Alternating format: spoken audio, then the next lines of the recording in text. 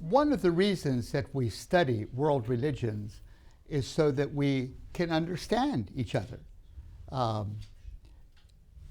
That's one of the reasons I'm so happy about this book, which is a dialogue between myself and a Muslim. And we wrote this book so that Christians would understand Muslims better and that Muslims would understand Christians better. Recently, I was in Cairo, in Egypt, and I went to the office of the Grand Mufti, the leader of all of the Muslims of Egypt, and they were telling me that they are very happy about this Arabic translation of the dialogue.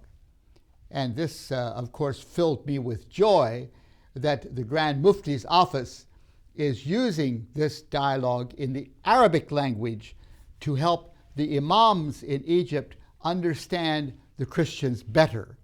And the Christians are using this dialogue in Arabic so that the Christians will understand the Muslims better as well.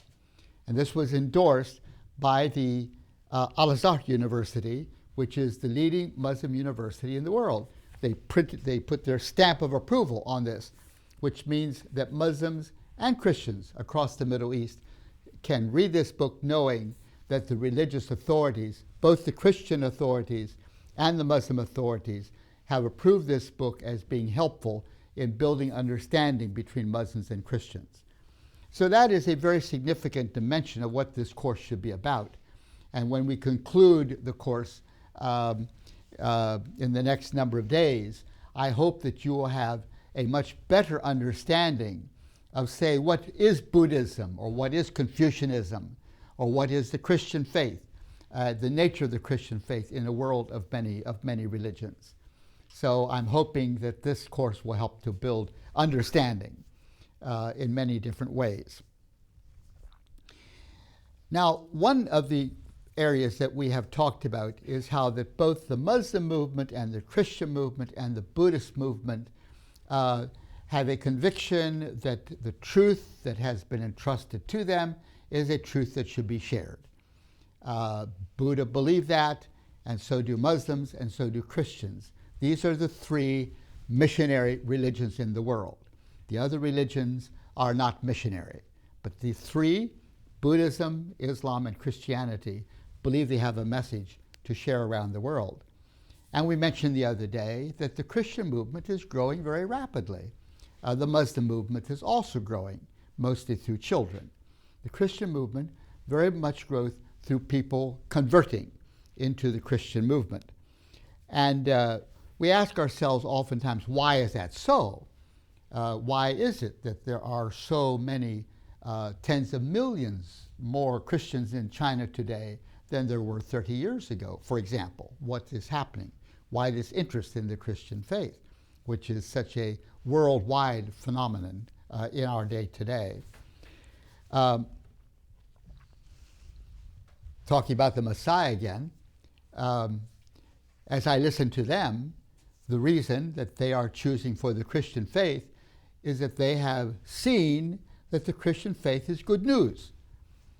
Some time ago, I was out in this Maasai Luo area that I have talked about in this class, and I was sitting under a thorn tree with a Maasai chief and his elders around him. And I asked him, why have you become a Christian? And, oh my, he says, not just me. He said, lift up your eyes and look across the hills as far as you can see. Every hamlet, as far as you can see, is becoming Christian. And I asked him, why? What is it about the gospel that you see as good news? He says, we have learned that God loves cows. We love cows, and God also loves cows. That's why I'm a Christian. Well, I said, why do you think that God loves cows? He says, because of the church. Well, I said, what is the church doing that has led you to believe that God loves cows? Why, he said, the church, as far as you can see, has worked with the local community. This is the international church, has worked with the local community to develop dips for cows, cattle dips. You know, in East Africa and among the Maasai, there's a lot of ticks, and the ticks give the cattle diseases. And so they have these cattle dips where the cattle go into this water, which has medicines in it to kill the ticks so that the cows won't get ill of tick fever. And he says the church has brought into our community not only cattle dips, but medicines for cows and better feeding practices and so forth. And all of our cows are doing much better now that the gospel has come into our community. And so it's the reality that God loves cows. And we know God loves cows because the church demonstrates that that is true. That's why we have become Christian. So I was surprised and happy, because he's exactly right. God does love cows. And God created the cows good, Genesis chapter 1, and we should care for them. And so he was very impressed by that reality. And so the answer you get to that question, why people might choose the Christian faith, changes from culture to culture and situation to situation. On another occasion, again visiting in the same location there in Kenya, meeting with Maasai elders, I asked the question again, which I do many places where I travel. This was a different group of Maasai elders, not the same one I talked to earlier. And I asked, why are you becoming Christians? Oh, the Maasai elder said, sorry.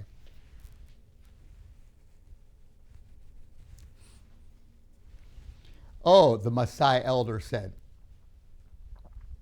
we're becoming Christians because guests have come to our home. That's the gift of the gospel. Guests. I said, really? Yes. He said, look under my tree this afternoon.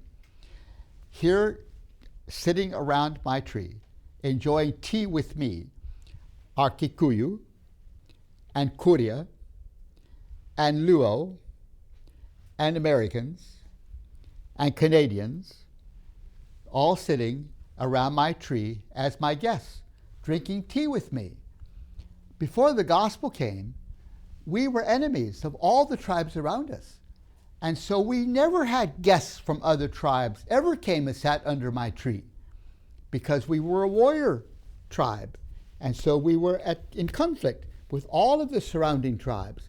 But look, this afternoon, under my tree, these people that used to be my enemies are drinking tea with me. Christ has brought peace into our community.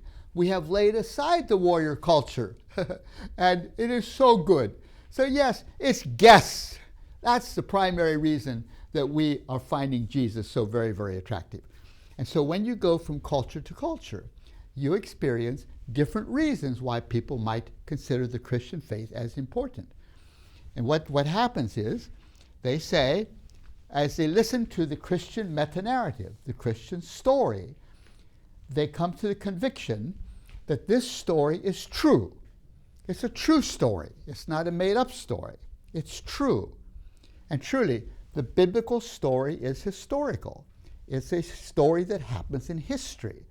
And so that convinces people that it is true, that it is not a philosophy that has been invented by somebody. It is a reality that has happened in history. God so loved that he sent Jesus, you see. Jesus is a real person. And you read the life of his work and ministry, and you see truly, in his life he demonstrates that God truly loves.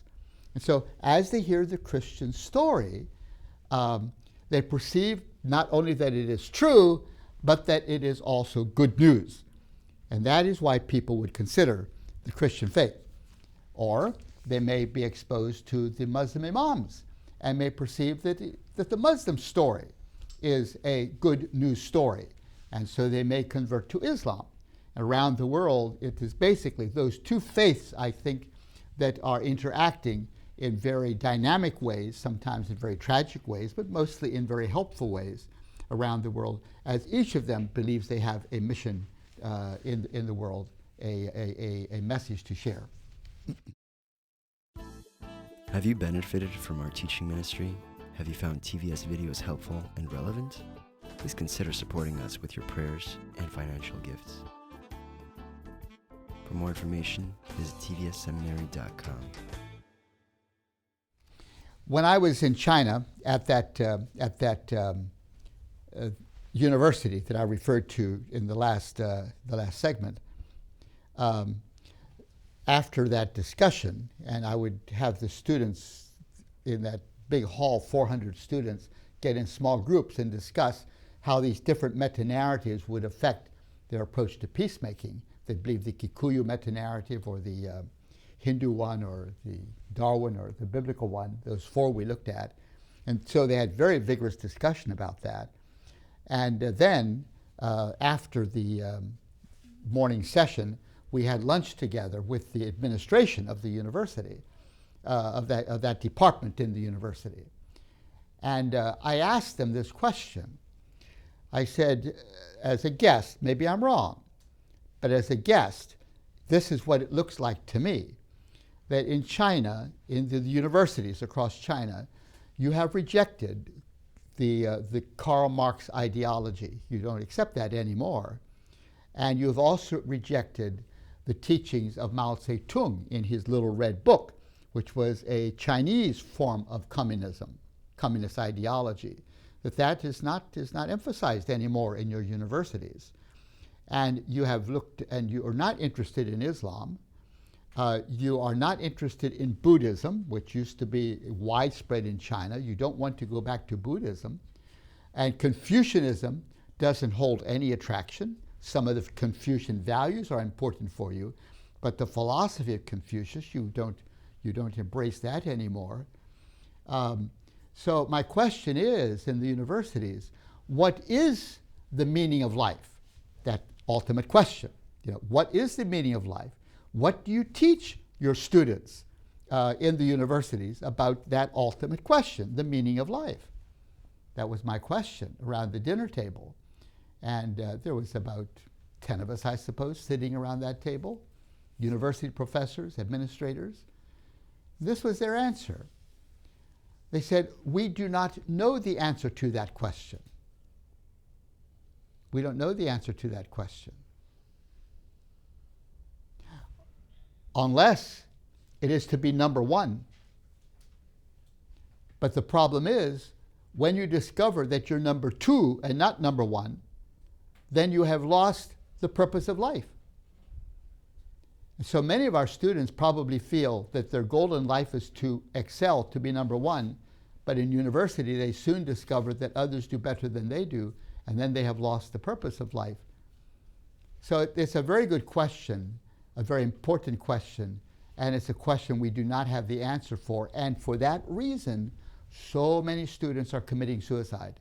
They're so depressed and discouraged because they don't know the meaning to that question, the answer to that question. And then someone in the circle said, the Christian faith has an answer to that question that is very helpful. And so for the rest of the lunch, these professors and administrators were talking together around the circle about that question, what is the meaning of life from a Christian understanding? And that is not unique. All across China today, in many universities, you have these discussion groups by professors looking at the Christian answer to the ultimate question. Unfortunately, the conversation slipped into Mandarin, so I could not hear what they were saying. But it was very interesting indeed to me that when the question was brought to them, their minds turned to the Christian faith as the faith that has an answer to that question that is helpful. And what would the Christian answer be to that question? In a world where many philosophies and ideologies are present, what would the Christian answer be? And I see the Christian answer as very simple and very profound. We are created to glorify God and to enjoy God forever. Pretty simple, pretty powerful, pretty revolutionary, and very good news. Created to glorify God and enjoy God forever. Very simple, but very profound, very amazing. Yeah. And I think that is one reason that church is growing so rapidly in China today. The quest for the answer to those ultimate questions that we talked about, and the collapse of the Mao Zedong ideology, what fills the vacuum, And here comes the Christian message. They're now publishing 5 million Bibles a year in China, and they're being scattered all over the country. Now, some of those Bibles are exported. They're not all communicated just in China. They're not all distributed just in China, but all across the country. There is a widening exposure to the biblical message, and multitudes of Chinese are saying, finally, we found the answer to the question, why I'm here. I'm here to glorify God and to enjoy Him forever. Very simple, very profound, very revolutionary, very helpful.